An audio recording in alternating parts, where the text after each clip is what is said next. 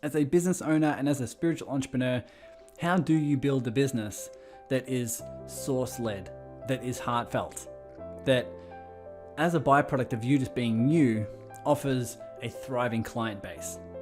Now, these are the key questions we ask ourselves because there's so many decisions to be made in business, like what do I do for my niche? Or what do I do for my marketing? Or what sort of decisions do I make so that the vision of the business is moving forward? And that's why I wanted to invite my friend Danielle Dwyer. Now, I've known Danielle for a while now, and we get on many, many chats. And so I wanted to just get on a chat, interview her, and pick her brain as to how she's built such a thriving business. She has 2 high-end cosmetic clinics in Brisbane, and to just see her expand has not only been mind-blowing, but how she's done it from such a heartfelt place, a place of her soul's expansion, has been more than inspiring. So what you're going to learn here is, 1, what sort of spiritual or self practices can you put in place so that you look after yourself first? 2, how to really be a leader, whether you're building a team or how to be a leader in your business for your clients, for your audience, for those who are following you. And 3, how to make those strategic business decisions, how to make sure that your business is moving forward with a particular mission and a purpose that really feels good to you. So I've got Danielle's links below. Reach out, connect. She's an awesome person. You're gonna be lucky to have her in your network. And I'll see you guys on Facebook in the Serving Circle, where you can start collaborating with your soul tribe. Let's dive in.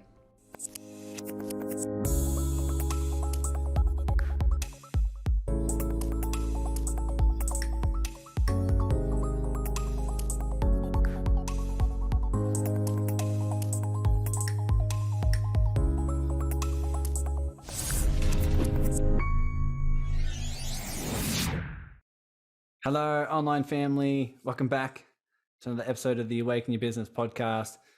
Danielle Dwyer. I feel like this episode has been 5 years in the making and we haven't done it yet. So I met Danielle, when was it? It was Tony Robbins, Business Mastery last year before. Yeah. It was like that. These last 2 years are a blur. So a while ago, but I've met you in person. We've been chatting for a long time now, and we've always talked about doing this podcast. Never happens because you're so busy, successful, running your clinic, building a cool team. And I think what we're just chatting about is the theme of this talk, all about how to run a source-led business, because you just consistently go through your own inner work, your own inner healing. Whatever flows through you just happens to just be in your expansion.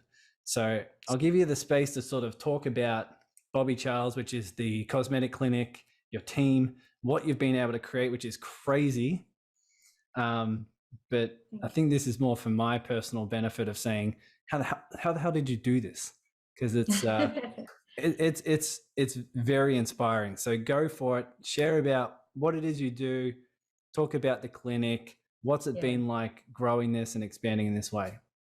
Yeah, awesome. Thanks, Tice. It's lovely to be here.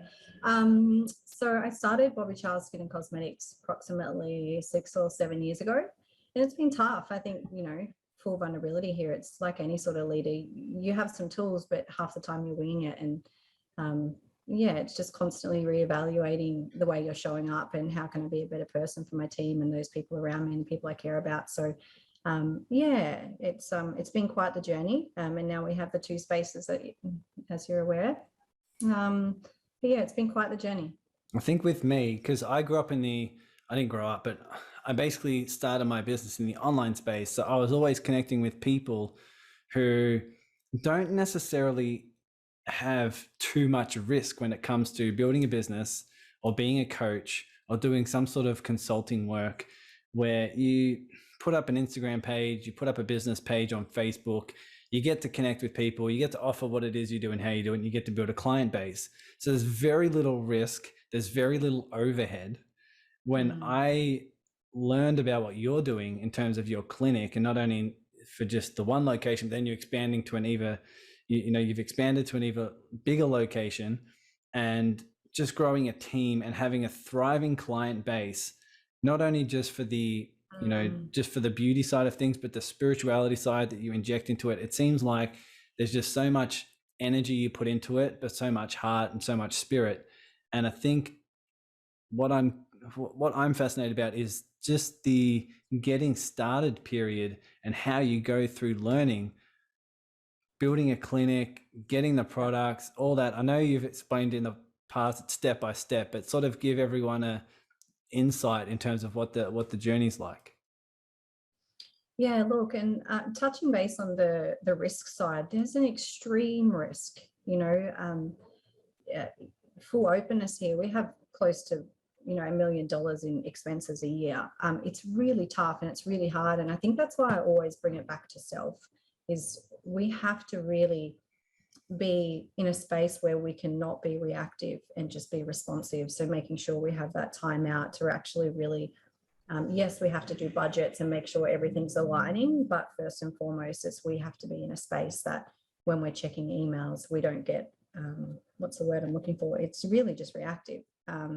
So when it comes back to the beginning, it's just purpose, Tice. You know, this is my purpose. And, you know, every day I'm just trying to show up in a way where I can serve other people just like you.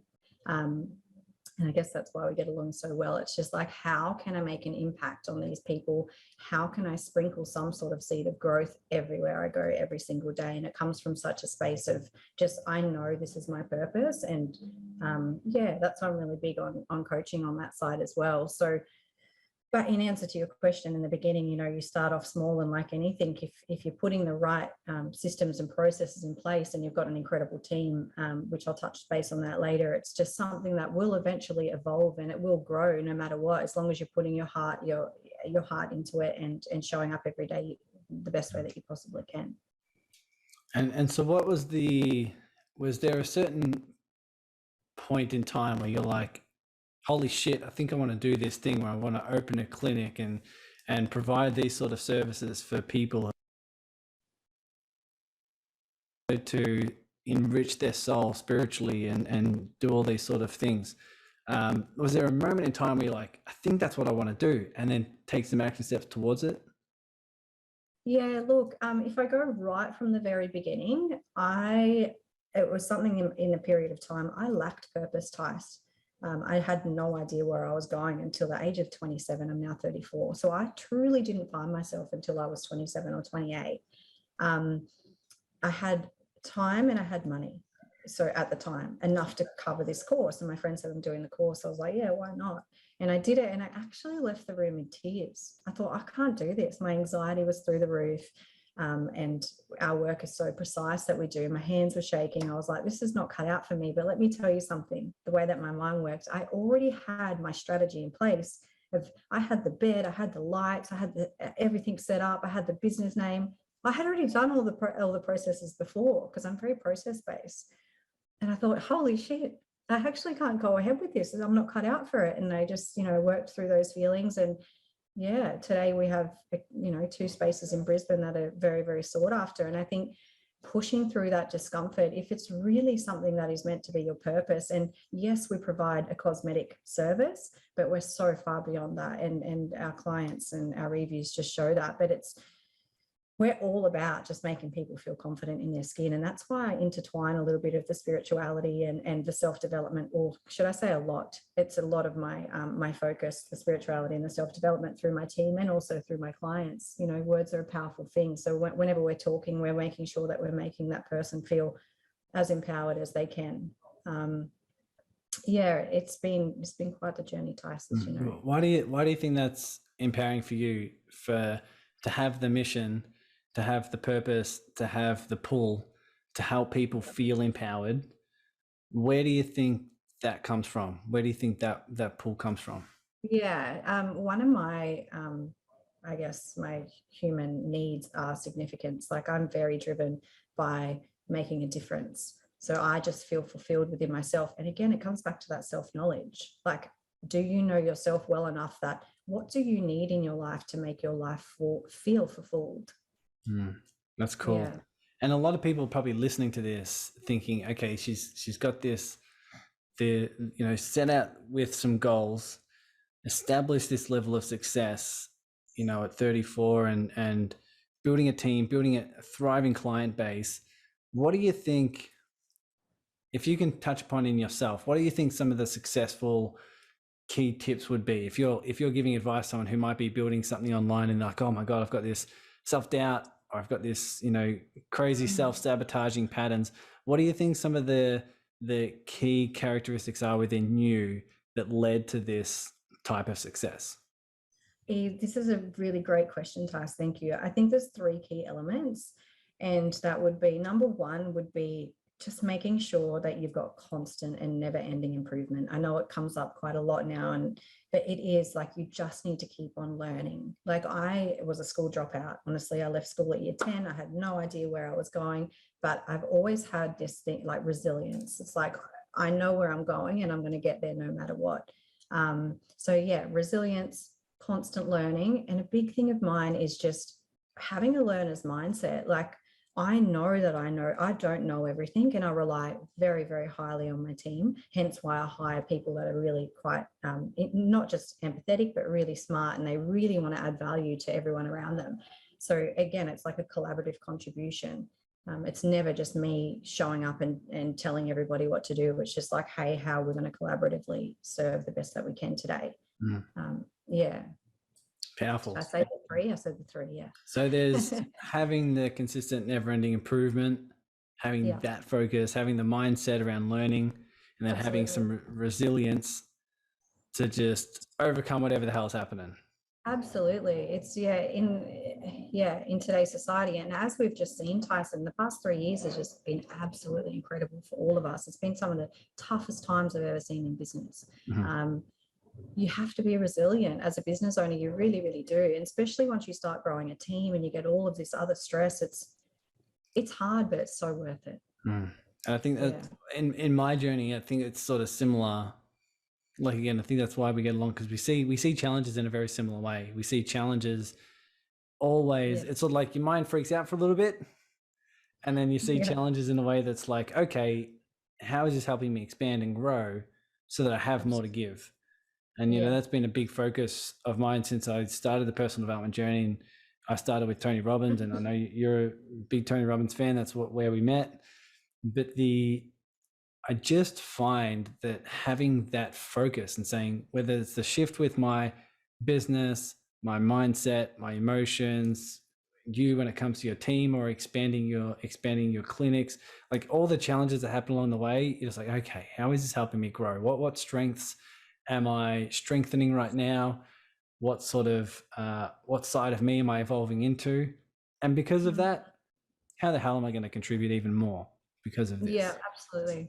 Yeah, I agree. And I think one thing, Tice, is us as business owners, we're almost like, we're the outskirts of the business sometimes, and we think that we're different to everybody else. But if we have that mindset as, I'm just an employee as well, and we're all collaboratively helping each other, I think it's quite powerful. In just, we don't always need to know everything. And that's where that vulnerability, I'm a massive believer in Brene Brown. I love her stuff. It's like, we're not expected to know everything. If we just drop those expectations, we're actually much more empowered, and we can show up in a lot better. Just show up better for our team, knowing that we don't actually have to know all the answers. And I guess that's where it comes to somebody like yourself, Tice, is or not so much yourself actually, because you've got incredible talents, and somebody that feels like they don't have that growth factor. And it doesn't mean it's a weakness, it's just not a built strength or a DNA strength.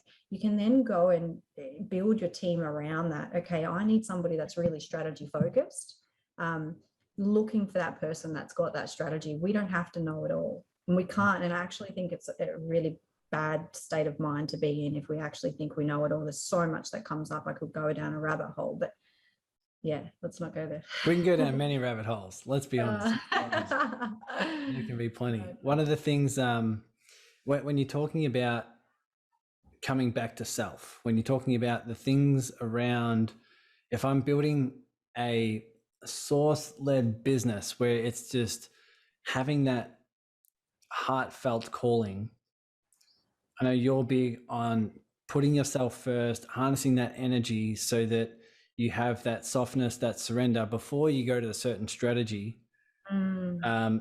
Big for me. Obviously, I meditate a lot.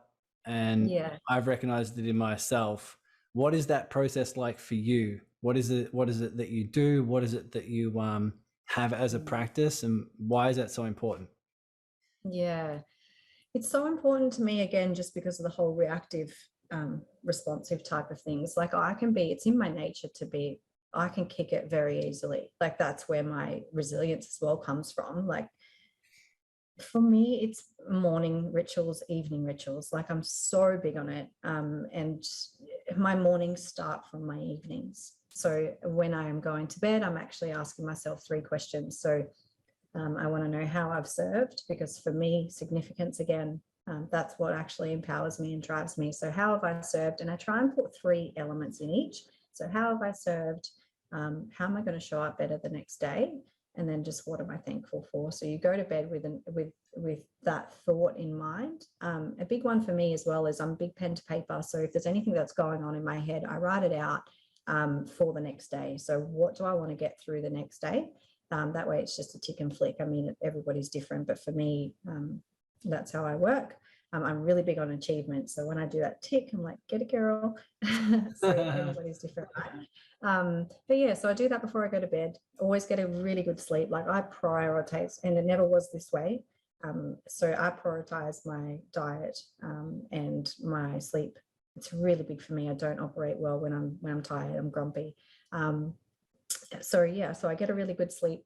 And then in the morning, when I first put my feet on the ground, and I mean, I'm human. We don't do this every day, but this is my intent. And it's 80% of the time that I do it. I put my feet on the ground. I just think that I'm here another day on earth. I have had loss in the past. And so I know how important and how precious life is every single day. So yeah, feet on the ground, saying how much you're thankful for the day. And then I also get on my mat. I do a nice feminine flow. I find it really, really easy to be in my masculine. I was raised around boys. And again, my strategy, achiever, significant, like all of these things are quite masculine. So I'm really trying at the moment, and the intent is to be more feminine in my leadership style. So getting on my mat and doing that leadership flow, and then doing some sort of movement, whether it be yoga to get some static movement going, static energy flowing, rather. But yeah, so I do that. And then, so my mornings are sacred to me. It's like not negotiable. So that's how I do the morning and evening. And then I also have some strategies throughout the week. So on a Friday, and again, it's systemized, so I set it and forget it. On a Friday, I spend an hour or so just working out what I need to do the next week. So I can have my weekend nice and relaxed. I don't have to think about work, and then I don't have to think about work on the Sunday night, and it's all done for me. So I spend that hour on a Friday afternoon just working out what I need to do the next week. Where am I investing my time? What actually isn't so important for me? I really, really take on too much. I know that's my personality style.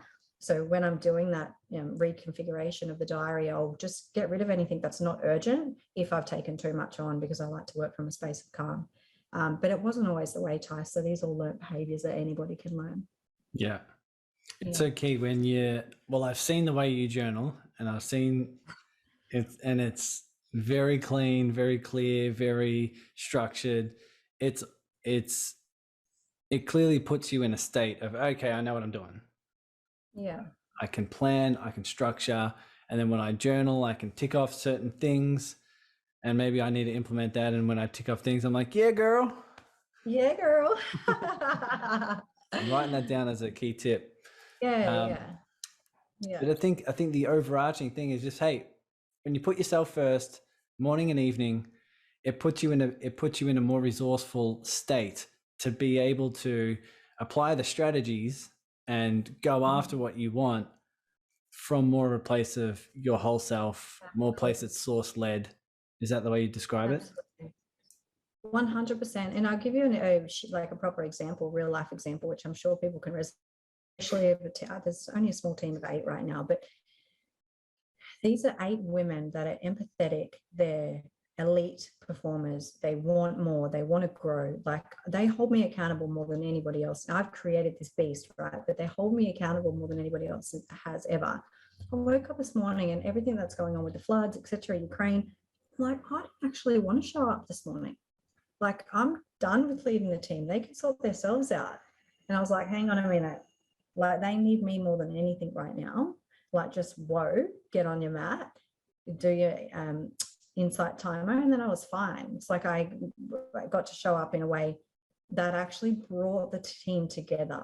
And wow, just wow, like watching their comments underneath. And again, in that state, I could have actually, because it's easier just to tell them what to do sometimes. You know, sometimes it's just like, just tell them what to do, finish, done, I'm done with being a leader.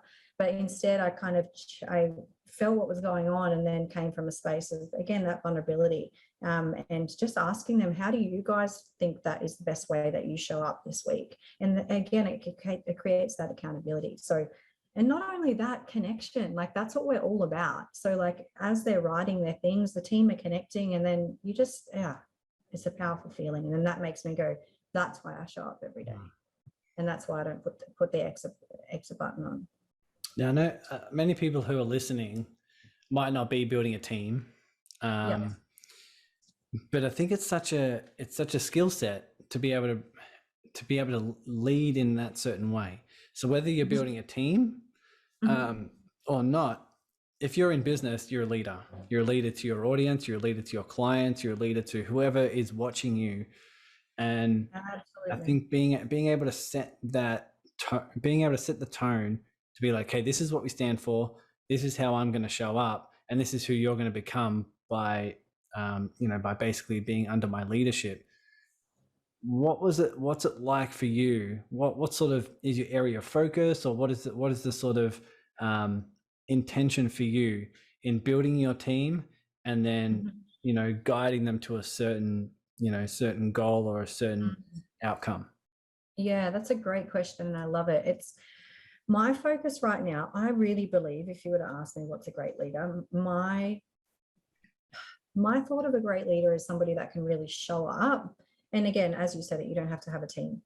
You're leading your family, you're leading your loved ones. My analogy, I guess, on a great leader is somebody that can show up in their feminine and their masculine and know when they need to change hats. It's like intuitive leadership. So that's like my main focus right now. And off the back of that, it's like, how do I get my team to show up in a way that they're all leaders? Because they are.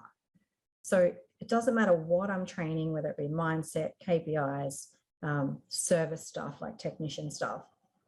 I'm always training them to be the very best leader that they can be, because that's like my goal.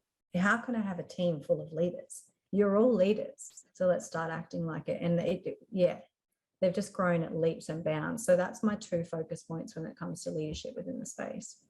Very cool. And if you have a team of leaders, they're taking the responsibility, their own tasks, their own KPIs, and then you have the elements of collectively coming together to achieve something together, but then they also take responsibility in their own sort of domain, and it just allows the cohesion to work well, because they're fighting towards a common goal, a common good, common expansion, but then you also trust them to make some decisions, take some actions that are in their expansion, instead of saying, hey, I'm the leader, here's what to do and how to do it.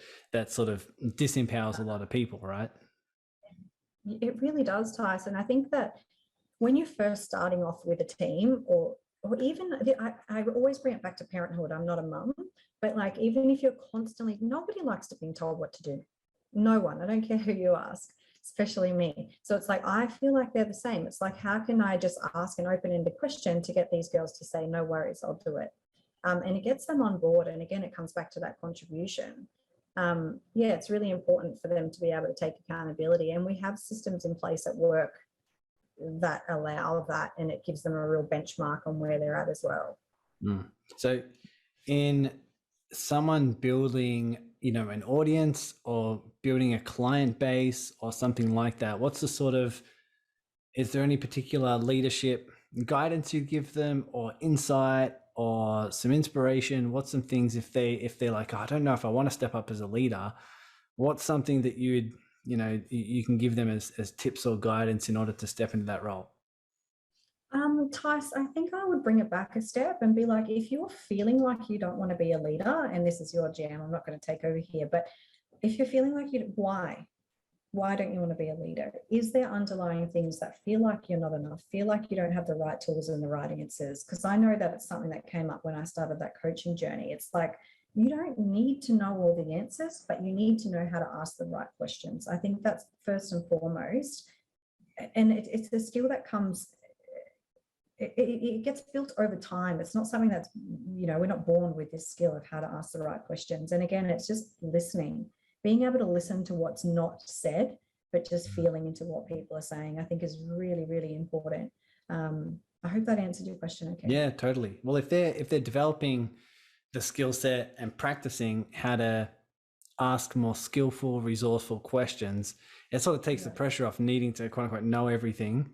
And you can step into more of a leadership role of open to others' opinions, open for resourceful answers to come through. And that's a pearl of wisdom for all areas of life, regardless if you're a leader or a business owner or whatever it is. But to me, that's important. That's important. No matter where you're at right now, asking yourself the meta question of how can I ask better questions? It'll always lead you to somewhere more resourceful, I find. Yeah, definitely. I agree with you, Tice, for sure. Cool. When you have yourself, you have your team. One thing I also want to talk about is how you make decisions in business, and how it remains heartfelt, how it remains, source led. When you're making decisions what to do with your business, where to go with it, what products to use, how to, add services to clients, what sort of goes through your head? What sort of is the thing that, drives those decisions? It's a really great question. And I think that for me, decision making has always been quite easy. But the thing that makes it easier for me is, again, coming back to the why and coming back to the purpose. Where am I going? Does this align or not? Again, I always bring it back to self, because really, even you, Tice, you've built this brand for you predominantly. Yes, you've built it for everybody else because you want to serve, but you want to have a particular lifestyle and you want it to work for you. I think that's one of the big things, is people forget about that. Once they get so busy building a business, they forget, hang on a minute, this has to work for me. It's really important to make sure that you stay aligned to your values, who you are at the core, and make decisions surrounding that. It just makes decision making so much easier, because it's not really a decision to be made. And I always teach this. If you find it hard to make decisions, just go back to your values and where you're going and the purpose of the business. Like, I'll use a real life analogy, and again, it won't resonate with people that don't have a team, but if you've got two women here that are coming on board, possibly, and you've got to pick one or the other. It's like what does this business really need? Who's going to make the biggest impact? Because that's what I'm all about. This person might have more skill set, but they might not have a learner's mindset. Well, that's not aligned to our values. And it doesn't matter if you're in a company or organization, or even as yourself, Tice. You can have your values personally, but then you have your values professionally.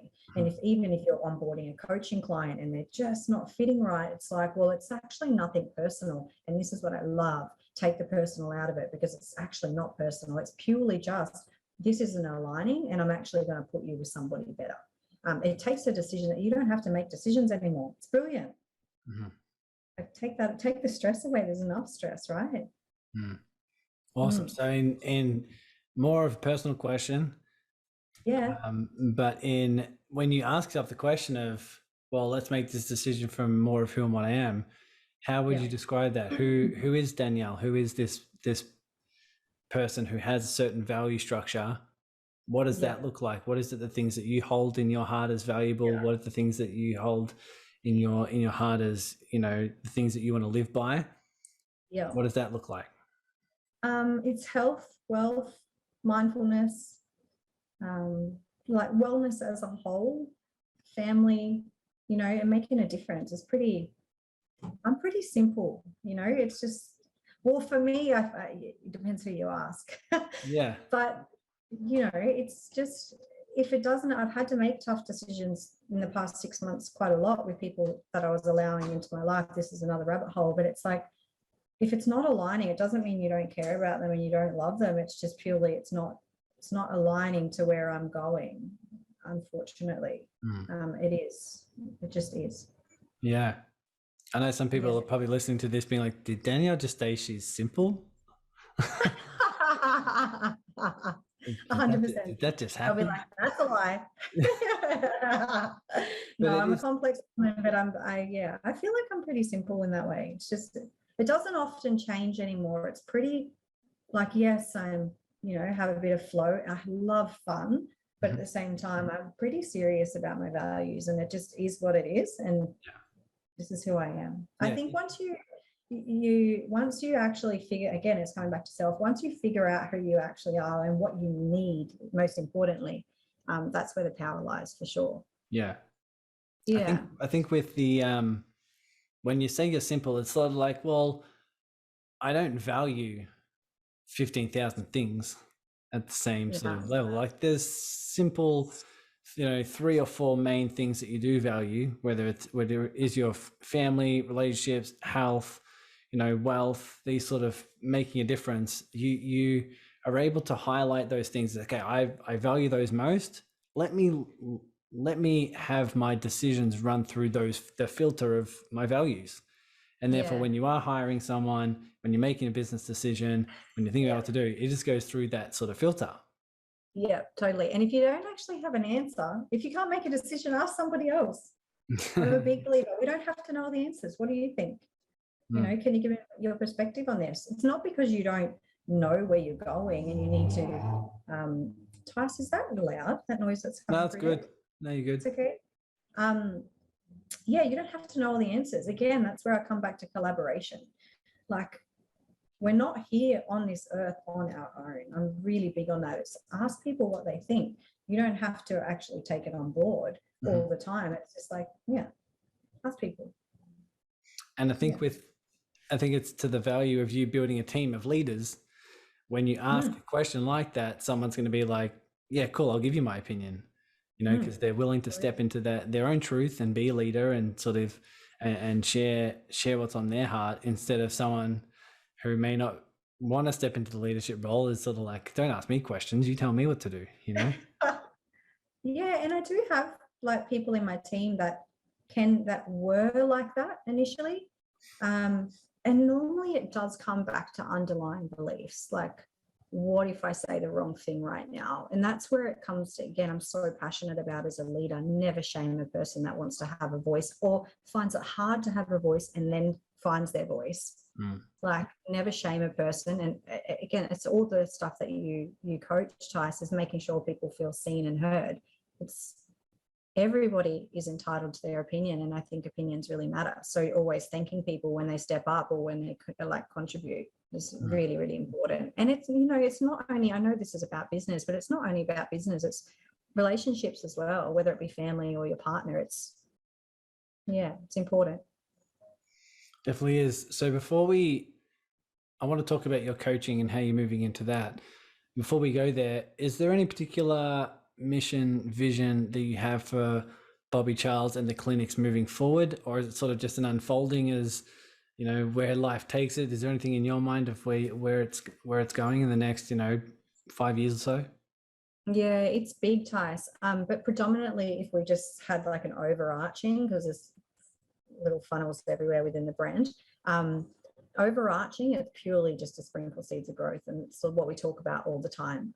So it doesn't matter where we take the business, or even in my coaching side, it's the same thing, because predominantly me as the founder, that's what I'm all about. I'm not going to create a brand that doesn't really align with that. So even through the girls, whether they're doing the therapies on the clients, it's all about creating confidence in clients and sprinkling seeds of growth. And it's the same as when we go into the academy side, when we will be teaching the foundations of what we do, making sure that we can really make an impact on that student's life. And it's not just about teaching them the foundations of how to do therapies, which people do so well already. It's about teaching them the mindset and really giving them the core structure of how you can actually make a difference in that person's life. Awesome. I love it. So it's sort of interesting where, coming from the space that I'm familiar with, the core, I mean, I could have a biased perspective, but it seems like the vast majority of people who are coaches will really want to have an impact, really want to create an impact. So they'll go do a course, they'll learn some skills, tools that are necessary in learning how to coach someone. And then they just start coaching and they develop their expertise and skills through developing a client base. And that's sort of what I've done. And now coaching hundreds and hundreds of people online, you get an understanding of what moves people from A to B. I don't think there are many people taking the route that you did, where you went out, made some crazy shit happen, actually, Bad mistakes as well. yeah, actually went out there, went through the trial and error, built built the reality that you really want to see in terms of your health, in terms of your wealth and the business and the difference you're making, and then say, what, I've done some cool shit. How about we go ahead and actually start coaching and teach people how I did it, and walk them through their own vision and their own life. So what's guiding you now to helping people, step into their power and coach them through their life path? What guided you to that decision, and what does that sort of look like moving forward? Yeah, I think in answer to your question, I did it alone. Like, I don't have share partners. I didn't have a partner that helped me. My family aren't from a business background. So I literally learn it all myself. And it's a lonely world out there when you're learning it. And I've probably spent close to 200,000 on coaching individually and in groups.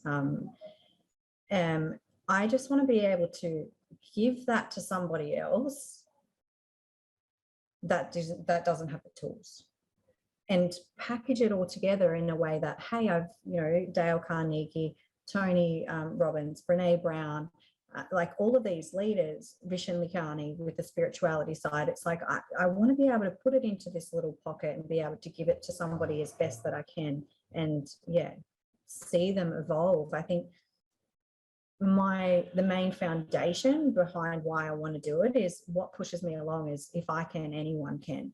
Like, it's literally, you can do it. And I'm not here to fix people when it comes to coaching. Everybody else have their power. I'm just purely there to give them the tools, to give them the guidance, and to be that lighthouse. If this is where we're going in rough seas, that's it.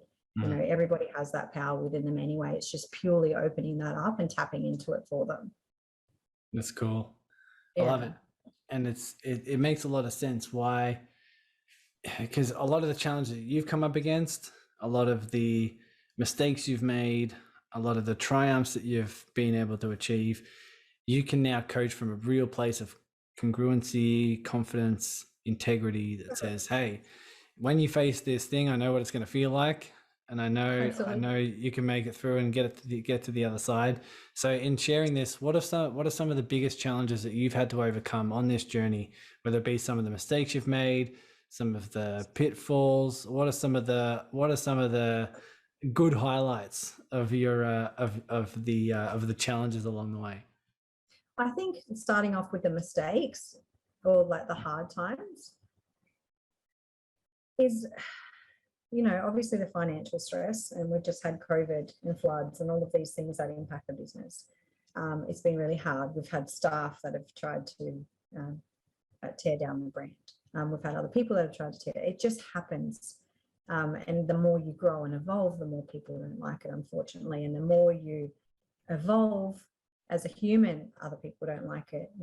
People don't like change. So if you're going on that growth journey, you will get it 150%. Like, it's inevitable. So I've gone through that side of things. What other bad things have I had within the business? It's been pretty good. I can't say there's been too many bad things, except for what everybody else has had with COVID and stuff. And then with the highlights is just honestly endless. Like,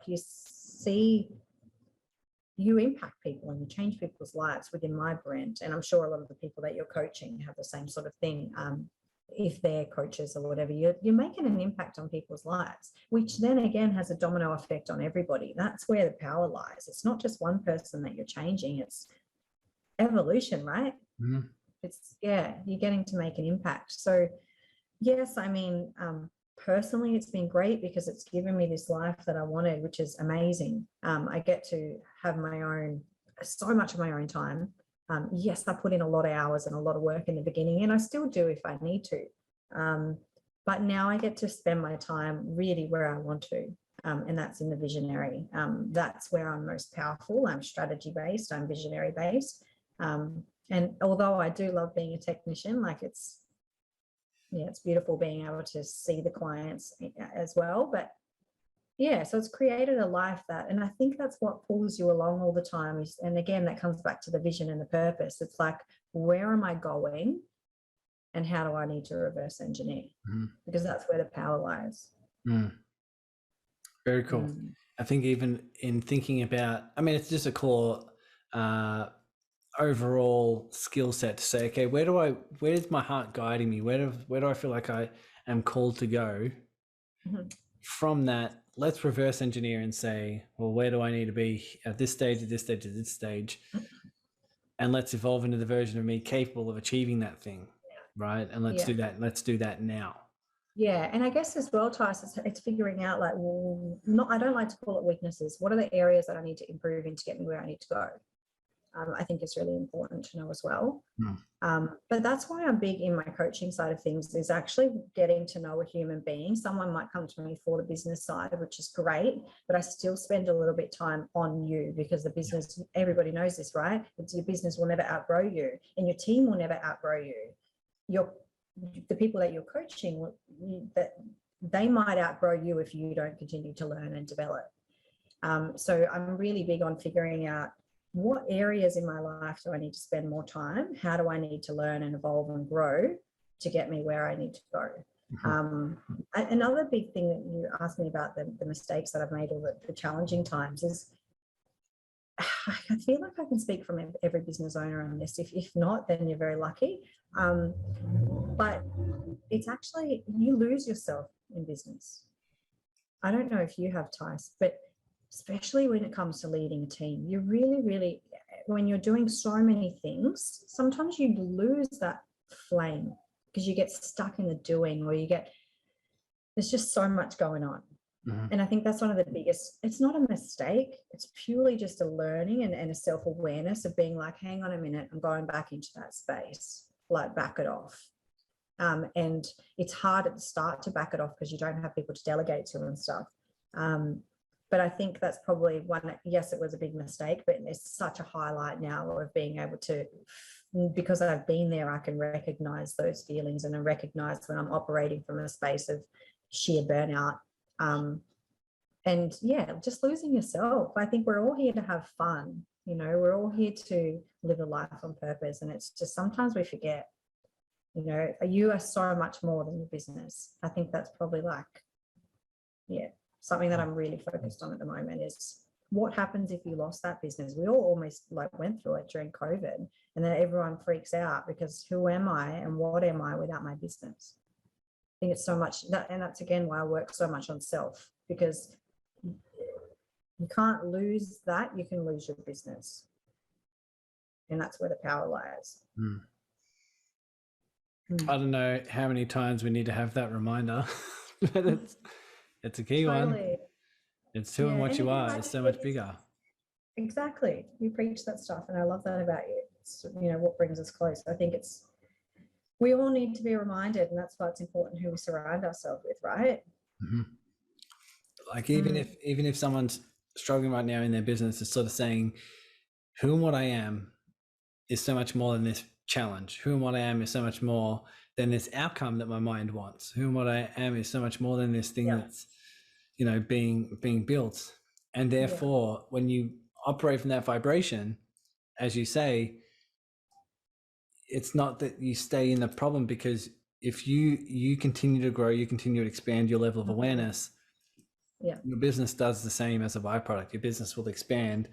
And it's sort of the sort of key quote that you will always grow to the level of problems that you're capable of solving, or the problems that you're willing to embrace. And Mhm. if you're only willing to embrace the small challenges of, you know, the a tiny business who has 1 or 2 clients, then you're not sort of consistently growing and evolving to the point where you're like, you know what, I'm willing to solve and face bigger problems, bigger challenges, things when it comes to building a team or doing payroll and, you know, marketing in this way and speaking on this stage and growing this podcast or this YouTube channel or whatever. So you consistently see yourself, hey, who and what I am is so much larger than this. It evolves to this level, and you get to evolve through that. Yeah, it's so true.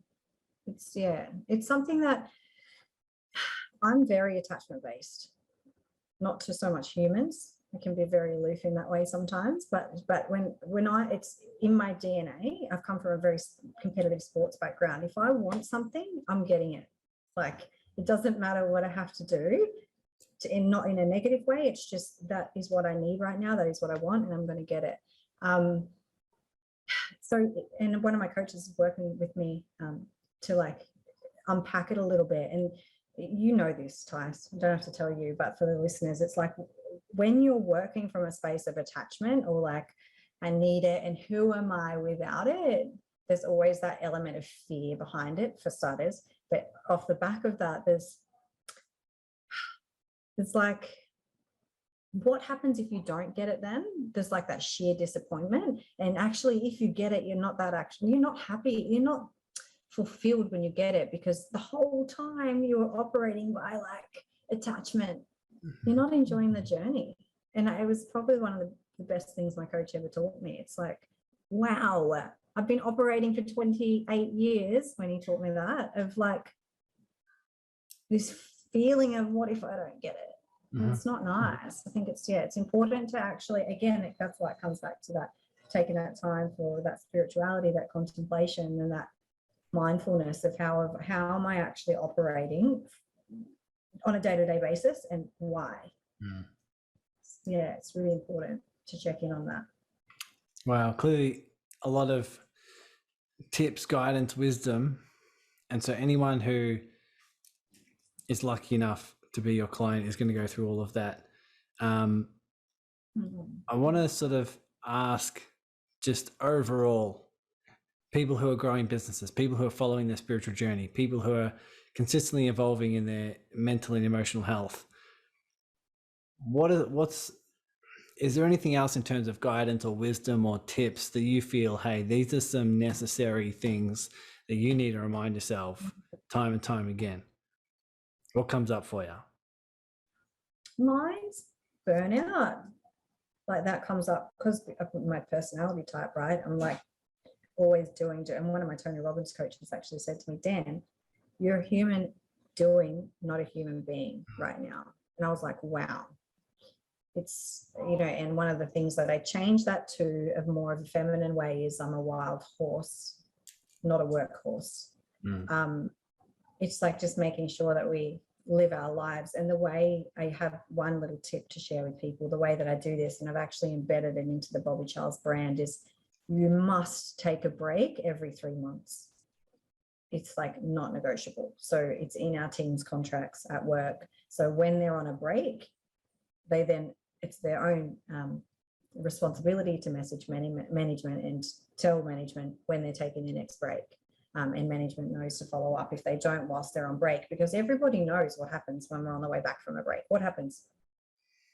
We're like, well, I mean, I can't say everybody, because we live a life that's pretty like, we're so aligned and but if you still have that, oh my God, I'm going to have to wake up in the morning at a certain time. I'm not going to drink cocktails by a pool.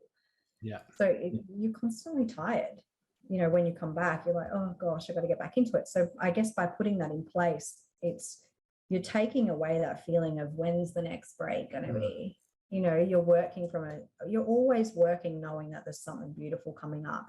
And for me, I try and take minimum 2 weeks off. I try and take the 4 weeks off. And when I say off, I'm working on the business back end. It's not completely doing nothing and sipping margaritas. But for my team, it's minimum of 4 days annual leave. So again, it's not that long, but it really does give them that time to reset and recharge. So yeah, burnout is something that I've had to manage.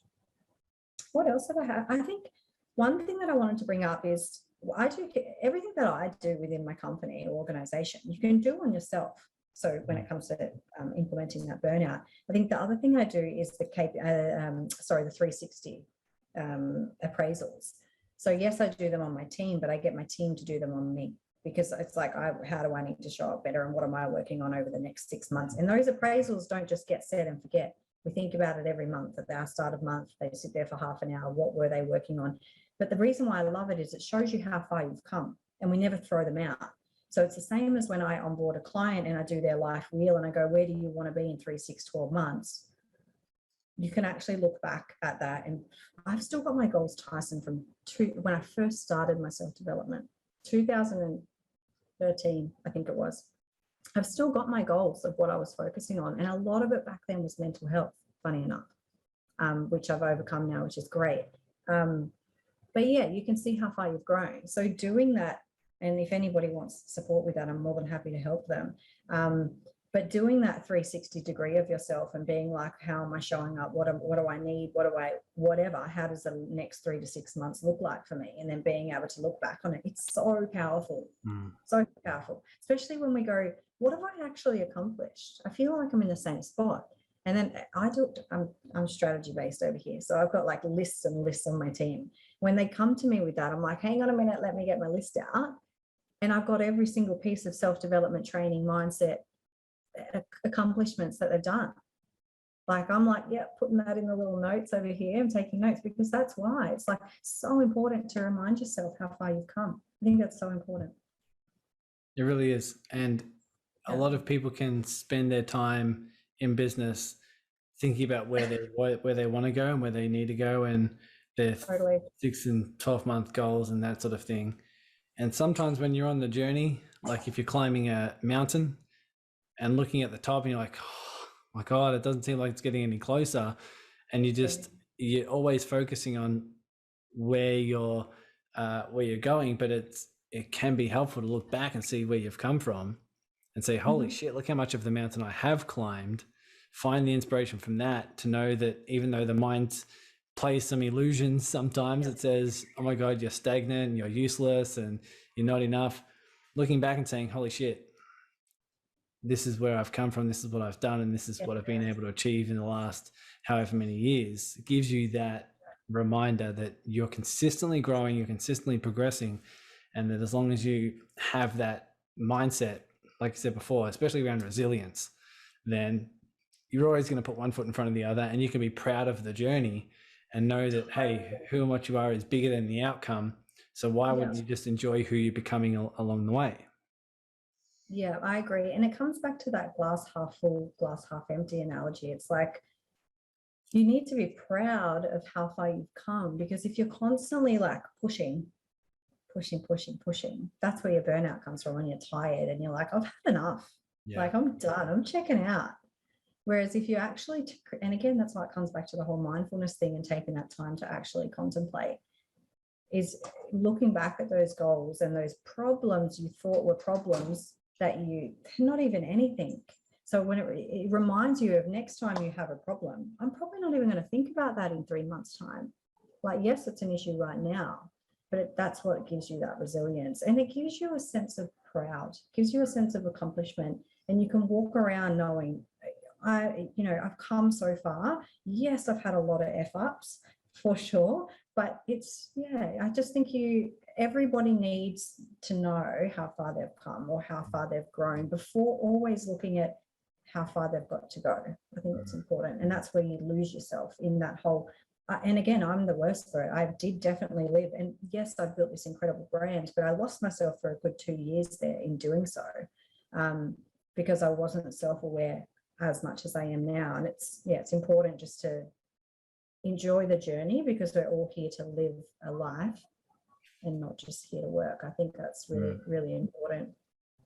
I think my main takeaway is to have more cocktails before 4 p.m. Margaritas. If I show up to the collaborative calls and I'm a little bit drunk, I'm like, Danielle told me to. Whatever works. All right. Before we wrap this up, I want to basically give you permission to say where people can reach out to you. I know you said more personally with through email is a good fit. So I'm happy to put all the links below. But what is your email for those who are just listening? What is the email in which you can they can reach out to you? And is there any other ways in which people can learn more about you, contact you? Let us know. Yeah. Thanks, Ty. So yeah, if anybody wants to do one-on-one, more than happy and welcome you all with open arms. And if we're a right fit, I'll definitely take you on. But yeah, you can reach me on the website, just www.evoluer.coaching. So EVOLUER coaching.com.au. But yeah, as you said, Tice, we'll plug some details in the show notes and stuff. Easy done. Anything else that's on your heart, on your mind that you feel called to share? What would be words of wisdom that would make this chat feel complete? I think it already feels complete. It feels great, but I think just a one-liner is just to live a life on purpose, I think is key. And if you haven't quite found that purpose yet, that's what people like you and I are here for, Tice, hey? It's just to figure out and support people in finding their purpose and finding ways that they can make a difference and be more resourceful. It's a game changer. Once you live from purpose, it is a game changer. But thank you so much for your wisdom, your guidance, your sharing your story and being open, honest, vulnerable with us. It's no doubt everyone who's wanting to listen to this will reach out and connect in some way because it's really, really important. So thanks for being here. Thanks, Tice. I appreciate it. We'll chat soon.